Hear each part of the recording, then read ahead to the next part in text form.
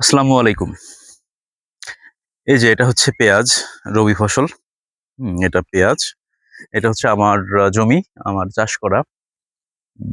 এটা এবং আমি একজন মোটামুটি শিক্ষিত কৃষি উদ্যোক্তা।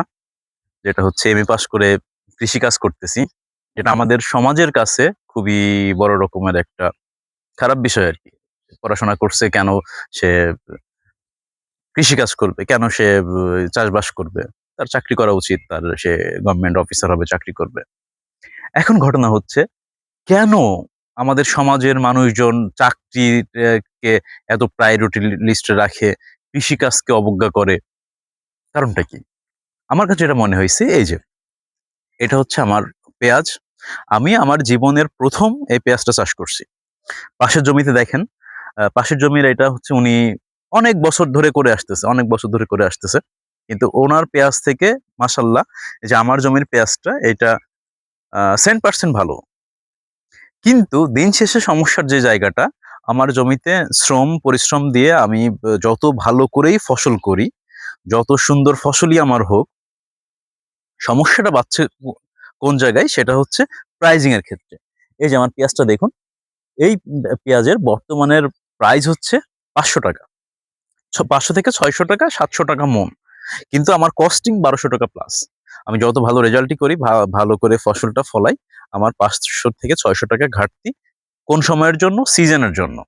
আর যারা কৃষক তারা মূলত এই সমস্ত ফসল তুলে ওই সার, বীজ অনেক কিছু কি করে কিনবে, তার আড়তদারকে এটা দিয়ে দেয়া লাগবে। তার সিজনে বেচাই লাগবে। যে সংরক্ষণ করে রাখলে খুব সামান্য রাখতে পারবে। বাট এইটা মজুতদাররা সংগ্রহ করে তারা হচ্ছে বাজারে কৃত্রিম সংকট করবে, সে সংকট করে প্রাইস দিবে বাড়ায়।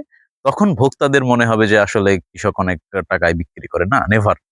আমি কৃষির সাথে সম্পৃক্ত হয়ে দেখতেছি যে যত ভালো করে ফসলই হোক, পরিশ্রম, কষ্ট, রিস্ক সবকিছু হচ্ছে কৃষকের। প্রফিটটা তুলতেছে আড়তদার, মজুতদার। কিন্তু আ হচ্ছে যে মানে ক্ষতিগ্রস্ত হচ্ছে কৃষক।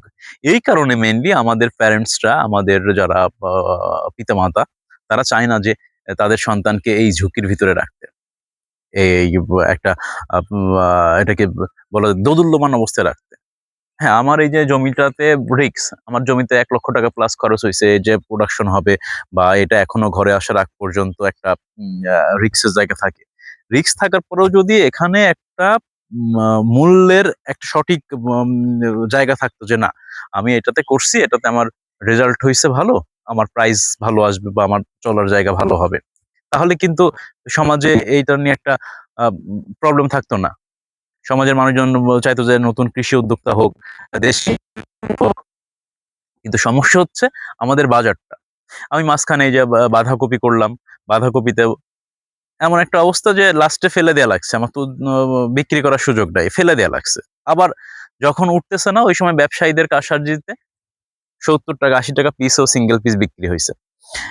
আবার এদিকে যে ফুলকপি অনেকে চষে ফেললো। কিন্তু তার পরের সপ্তাহ থেকে আবার বাজারে একটা কৃত্রিম ক্রাইসিস। তো বাজার ব্যবস্থার যতদিন উন্নতি না হচ্ছে আমাদের কৃষকদের ভাগ্যও পরিবর্তন হচ্ছে না। আর কৃষকদের ভাগ্য পরিবর্তন না হইলে আসলে দেশ আগাবে না। এই মাটি হচ্ছে প্রকৃতি। একে ভালোবাসলে আপনার এর সাথে থাকলে পারে এটা যতটা ভালোবাসা যায় ততটাই আপনাকে ফেরত দিবে। ততটাই ফেরত দিবে। মাশাআল্লাহ আপনারা ওই কৃষকদের জন্য কিছু করার চেষ্টা করুন। বাজারে পণ্যের মূল্য নির্ধারণ থাকলে সেটা হচ্ছে সবার জন্য ভালো। কৃত্রিম সংকট হবে না এবং কৃষকদের জন্য দোয়া করবেন। ভিডিওটা বেশি করে শেয়ার করুন। যাতে আমার মতো অনেকেই আগায় আসে। যে শুধু চাকরির নট দ্যাট চাকরি করেই যে সবার চাকরি করতে হবে, চাকরির পাশাপাশি মাটিকে ভালোবাসা বা মাটি উ কাছে আসা এইটা একটু রিস্কের ব্যাপার, সাহসের ব্যাপার। কিন্তু কুলাইলেই হয়। রিজিকের ফয়সালা উপর থেকে হয়। রিজিক হচ্ছে আপনার জমিনে না, রিজিকের ফয়সালা উপর থেকে হয়। রিজিক নিয়ে টেনশনের কিছু নাই। কোন না কোনভাবে ইনশাআল্লাহ সেটা কাভার হবে। তো আমার জন্য দোয়া করবেন। ধন্যবাদ সবাইকে।